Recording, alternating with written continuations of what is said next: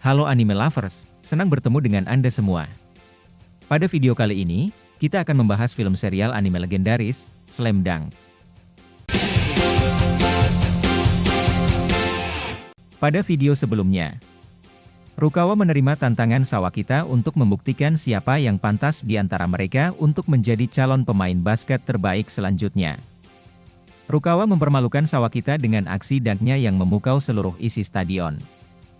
Bahkan setelah aksi dunk Rukawa, permainan Sawakita menjadi tidak terkendali dan semakin buruk, menyebabkan dirinya ditarik keluar.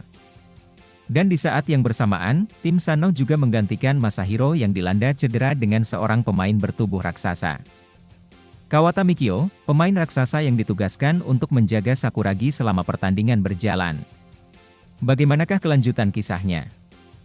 Tapi, sebelum kita lanjut, jika ingin mengetahui lanjutan kisahnya setelah video ini, silahkan kunjungi playlist channel Animania M6. Tersedia video lanjutan, khusus bagi para subscriber. Tak perlu berlama-lama lagi, mari kita saksikan bersama alur ceritanya. Lapangan bergemuruh, nafas para pemain berpacu dengan detak waktu saat pertandingan berlanjut. Dari sisi lapangan, langkah berat menggema, menelan suara-suara lain. Seorang raksasa bernama Kawata Mikio bergerak menuju tengah lapangan. Ia menggantikan Masahiro yang keluar akibat cedera, dan kini Mikio menempati posisinya. Namun, ini bukan sekadar pergantian biasa, tetapi ini adalah perubahan medan pertempuran. Mikio, yang juga adik dari Kawata, memiliki tubuh yang jauh melampaui kakaknya, 2 kali lebih besar, 2 kali lebih berat dan 2 kali lebih menakutkan. Di tribun, geng Sakuragi terperangah melihat sosok yang berdiri di tengah lapangan. Bayangannya saja sudah cukup untuk menelan siapapun yang berada di dekatnya. Bahkan, saat Sakuragi berdiri di sampingnya, perbedaan terlihat begitu mencolok, seakan melihat seorang remaja berhadapan dengan raksasa kuno. Haruko dan temannya menahan napas, matanya membulat karena terkejut. 210 cm, merupakan tinggi badan yang hampir tak masuk akal untuk seorang pemain SMA. Perawakannya begitu besar seolah menciptakan dinding yang tidak akan bisa ditembus. Di lapangan, Sakuragi maju mendekati Mikio. Rasa penasaran yang ada pada diri Sakuragi mengalahkan kewaspadaannya. Ia berdiri di hadapan Mikio, menatap dari bawah hingga ke atas, mencoba memahami kehadiran raksasa luar biasa ini. Lalu, dengan keberanian khasnya, ia mengulurkan tangan, menekan tubuh Mikio. Dalam hatinya dia bergumam mengatakan tubuh Mikio lunak, namun padat, seperti bantalan daging yang tak tergoyahkan. Ini bukan otot sekeras baja seperti Akagi atau Kawata. Ini sesuatu yang berbeda, massa tubuh yang luar biasa besar, mampu memberi tekanan konstan tanpa perlu bergerak. Di tribun, Haruko memperhatikan Sakuragi yang memiliki tinggi 181 cm. Tapi di hadapan Mikio, ia tampak seperti anak kecil yang mencoba menantang raksasa. Namun di dalam hatinya, Haruko tetap percaya bahwa hanya Sakuragi yang bisa menantangnya. Bola kembali ke permainan, Fukatsu bergerak di garis depan, mengendalikan tempo permainan. Miyagi berdiri di hadapannya, kedua matanya penuh fokus, berusaha membaca setiap pergerakan lawan. Di sisi lain lapangan, Akagi dan Kawata sudah terlibat duel sengit di dalam garis pertahanan. Keduanya saling dorong, berebut ruang di bawah ring. Lalu, suara berat menggema, mengguncang lapangan. Kawata berteriak kepada Mikio, memintanya agar berpindah posisi. Seperti gong perang yang dibunyikan, perintah itu membuat Mikio tersentak. Tanpa ragu, ia bergeser, langsung menutup jalur Sakuragi. Dunia Sakuragi tiba-tiba berubah, bayangannya tertutup dan ruangnya lenyap, bahkan udara di sekelilingnya seolah tersedot oleh keberadaan Mikio. Sakuragi mencoba melangkah ke samping, mencari celah, tetapi tubuh Mikio terus bergerak, menutup semua kemungkinan. Seolah tembok raksasa ini terus bergerak dengan naluri bertahan yang sempurna. Dari kejauhan, suara Akagi menerobos keramaian, mengingatkan Sakuragi bahwa bola akan datang ke arahnya. Sakuragi mengalihkan fokus, siap menerima umpan. Namun, sesuatu terjadi sebelum bola bisa mencapainya.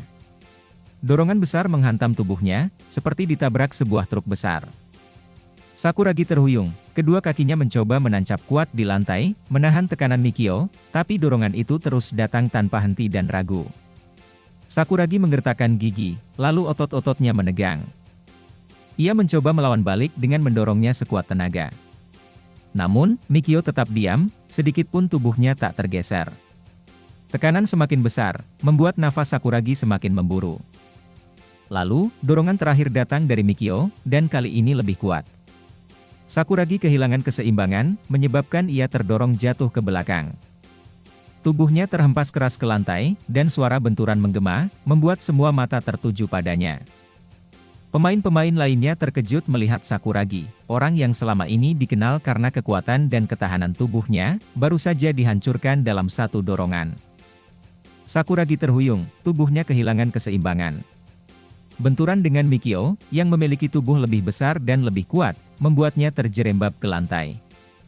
Tubuhnya menghantam keras, dengungan sepatu dan napas berat mengisi udara di sekitarnya.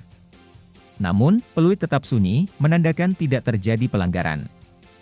Di atasnya, Mikio berdiri tegak, tanpa gangguan. Tak ada lagi sosok Sakuragi yang menghalangi, hanya dirinya dan ring yang berada cukup jauh di depannya. Sekali gerakan, ia mengangkat bola setinggi bahunya, tanpa perlu melompat. Dan dengan tangan besarnya, ia melempar bola ke udara. Bola itu melayang perlahan, putarannya halus dan lintasannya sempurna. Semua mata mengikuti pergerakannya, hingga akhirnya jaring bergetar, dan bola masuk tanpa menyentuh ring. Rahang Sakuragi mengeras, kedua tangannya mengepal di lantai, dia membeku seolah tidak percaya. Mikio yang memiliki tubuh raksasa, berhasil melakukan lemparan jarak jauh dan mampu menembak sebersih itu tanpa melompat. Sesaat kemudian, tribun meledak dan sorak-sorai menggema di seluruh arena, meneriakkan nama Mikio berulang kali. Haruko membeku di tempat duduknya, sementara geng Sakuragi melongo, tidak percaya dengan apa yang baru saja mereka saksikan. Mereka mengira Mikio hanya seorang dinding pertahanan, seorang raksasa yang hanya ditugaskan menghalangi Sakuragi. Tapi kenyataan menampar mereka dengan keras. Ternyata Mikio lebih dari itu, ia bukan hanya tembok, tetapi ia juga adalah senjata. Di bangku cadangan Shohoku, para pemain berdiri, melayangkan protes kepada wasit. Bahkan Akagi di lapangan pun mengangkat tangannya, suaranya tegas menuntut keadilan. Tapi wasit tetap bergeming menyatakan bahwa tidak ada pelanggaran. Sakuragi mengertakkan giginya. Amarahnya meluap, tetapi ia tahu aturan permainan. Ini bukan sekadar pertarungan keterampilan, ini adalah pertempuran fisik. Di bawah ring, posisi center dan power forward adalah medan perang. Benturan bukan pelanggaran, itu adalah hukum permainan. Dan ia baru saja merasakan betapa kejamnya hukum itu. Di sisi lain lapangan, Mikio menghampiri Fukatsu. Wajahnya polos, tidak ada kesombongan di wajahnya. Ia hanya tersenyum dan berterima kasih atas operan sempurna Fukatsu yang tidak terlalu tinggi, dan juga tidak terlalu rendah. Namun momen itu tak berlangsung lama. Tiba-tiba, suara lantang Kawata menggema. Ia memanggil Mikio untuk kembali ke daerah pertahanan Sano. Mikio mengangguk, langkah kakinya berat, tetapi ia bergerak cepat menuju wilayahnya. Di bangku cadangan Shohoku, atmosfer pertandingan terasa semakin tegang. Di bangku pemain Shohoku, Kokuta menghela napas, tangannya saling memegang erat, membandingkan, jika menjaga Masahiro saja sudah membuatnya kewalahan, bagaimana jika harus berhadapan dengan Mikio. Di tribun seberang, Morishige berdiri tegap. Ia tidak bersuara dan tidak bergerak, hanya matanya yang tajam menelisik setiap langkah Mikio. Sementara itu, Akagi menghampiri Sakuragi tanpa kemarahan di wajahnya, hanya ada ketegasan. Akagi mengingatkan Sakuragi bahwa Mikio besar, kuat, dan nyaris tak tergoyahkan. Tapi ada satu celah kelemahan di dalam dirinya, yaitu gerakan Mikio lambat. Jika ingin menang, Sakuragi harus bergerak lebih cepat, lebih agresif dan lebih tajam. Dan kunci dari semua itu adalah kecepatan. Alih-alih menerima saran Akagi, Sakuragi balik mengkritik Akagi yang tidak bisa menjaga Kawata dengan baik. Mendengar ucapan Sakuragi, seketika raut wajah Akagi berubah menjadi tegang. Wajahnya kini menyiratkan rasa geram dan kekesalan, entah kepada Sakuragi yang mengingatkan atau kepada Kawata yang tidak bisa ditundukkan. Lapangan terasa berdenyut, dipenuhi ketegangan yang hampir bisa disentuh. Di bawah ring, dua pilar Shohoku, Sakuragi dan Akagi, berdiri sejajar. Keduanya saling melirik, sorot mata tajam, penuh determinasi. Mereka tidak perlu berbicara, karena mereka tahu, ini bukan sekadar pertandingan tetapi ini adalah arena pembuktian. Di seberang mereka, dua raksasa Sano, Mikio dan Kawata, berdiri tegap. Kepercayaan diri mereka terpancar begitu kuat. Kawata, dengan senyum tipis yang penuh pengalaman, menepuk kepala adiknya, tamparan halus namun tegas. Sebuah isyarat agar Mikio bermain lebih hidup dan lebih agresif. Mikio hanya membalasnya dengan senyuman kecil, tanpa sedikit pun beban di wajahnya. Di bangku cadangan Sano, api semangat mulai kembali berkobar. Sawakita, yang sempat berada dalam tekanan, kini bangkit dari duduknya. Matanya menyala dan berteriak dengan satu teriakan lantang yang membakar semangat rekan-rekannya. Sorakan mereka menggelegar, memenuhi arena dengan gairah yang baru. Tak mau kalah, dari bangku cadangan Shohoku, teriakan penuh semangat ikut meledak. Napas mereka memburu, berteriak memberikan dukungan. Tidak ada yang boleh menyerah, dan tidak ada yang boleh kalah sebelum peluit akhir berbunyi.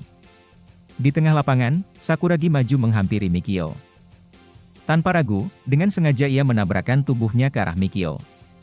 Satu dorongan penuh tenaga, tapi raksasa Sano itu tak bergeming sedikit pun. Seolah-olah angin yang mencoba menggoyahkan gunung, bahkan tidak ada sedikit pun getaran. Mikio menatap Sakuragi, senyum tipis terulas di bibirnya, mengisyaratkan sebuah penghinaan halus dengan mengatakan permainan Sakuragi tidak seluar biasa rambut merahnya. Kawata yang di belakangnya mendengus. Nada suaranya tajam, memutuskan obrolan yang dianggapnya tidak berguna. Ia meminta Mikio agar tetap fokus pada pertandingan. Sebuah perintah yang lebih seperti peringatan. Mikio langsung menanggapinya dengan sigap, tubuh besarnya kini hanya berorientasi pada satu hal, mengunci pergerakan Sakuragi. Namun di sisi lain, Akagi melangkah maju. Suaranya rendah, namun tajam menusuk. Sebuah tantangan tersirat. Ia tidak akan membiarkan Kawata memiliki waktu untuk mengatur adiknya. Akagi mengingatkan Kawata untuk fokus menjaganya dan tidak memikirkan yang lain. Kawata tersenyum tipis, bukan senyuman ramah, melainkan sebuah tantangan. Matanya menusuk Akagi, menilai, mengukur, dan di saat yang sama menegaskan dominasinya. Tapi Akagi tidak gentar, ia segera membalas tatapan itu dengan penuh determinasi. Pertandingan kembali bergulir. Bola dipasing kepada Akagi, namun dari belakang Kawata langsung menghadangnya dan tidak membiarkan Akagi mengembangkan permainannya. Dengan sorotan matanya yang tajam, Akagi mencari celah kosong di antara penjagaan Kawata dan berusaha menjadikannya sebuah peluang untuk melakukan serangan. Lapangan mendidih dalam ketegangan. Keringat mengalir di pelipis Sakuragi saat ia memasang kuda-kuda, bersiap kembali untuk menyerang. Namun, di hadapannya berdiri tembok tak tergoyahkan, Mikio, raksasa yang baru saja menjatuhkannya. Sejenak, amarah berkecamuk dalam benaknya. Ia bisa memaafkan insiden sebelumnya, tapi tidak akan membiarkan Mikio meremehkannya. Jika Mikio menganggapnya hanya angin lalu, maka Sakuragi akan memastikan dirinya menjadi badai yang tak bisa diabaikan. Tatapannya membara, dan otot-ototnya menegang. Dengan keyakinan mutlak, ia menatap Mikio seperti pemangsa yang tengah menatap mangsanya. Lalu, dengan kekuatan yang mengejutkan semua orang, Sakuragi mendorong tubuh Mikio dengan segenap tenaga. Seketika, tubuh raksasa itu terhempas ke belakang. Mikio, yang kokoh bak gunung, kini terpelanting jatuh. Seketika suasana menjadi hening dan di detik berikutnya, gemuruh tercipta. Penonton ternganga, seakan tak percaya. Lawan yang begitu besar, yang tampak tak tergoyahkan, kini tak berdaya di tanah. Sakuragi berdiri tegak, menyeringai penuh kepuasan. Mata merahnya berkilat dalam euforia kemenangan. Di tribun, Haruko membelalak, mulut menganga seakan tak percaya dengan kekuatan yang baru saja ia saksikan. Namun, momen kejayaan itu dalam sekejap sirna, ketika suara peluit berbunyi nyaring. Sakuragi tersentak dan matanya membelalak, menyadari sesuatu yang fatal. Itu adalah pelanggaran. Teriakan meledak dari tribun, suara riuh mengecamnya dari segala penjuru. Cemoohan bercampur sorakan membelah udara. Di tengah kegaduhan itu, Mikio perlahan bangkit. Senyum menyeringai terbentuk di wajahnya, seolah memberitahu Sakuragi, kau menang dalam kekuatan, tapi kalah dalam permainan. Sakuragi tertunduk, saat aksinya menumbangkan Mikio berakhir dengan cemoohan penonton. Wajah Sakuragi memerah menahan rasa marah yang bercampur malu. Di tribun, geng Sakuragi ikut memprotes aksi Sakuragi yang dinilai bermain terlalu sembrono, sementara Nobunaga tertawa terbahak-bahak, melihat kebodohan Sakuragi. Mikio menghampiri Sakuragi, lalu memuji Sakuragi atas kecerobohannya melakukan pelanggaran. Sementara Rukawa hanya bisa menghela napas melihat Sakuragi kembali melakukan kebodohannya. Bagaimanakah kelanjutan kisah serunya? Untuk mengetahui kisah lengkapnya, silahkan tonton video selanjutnya.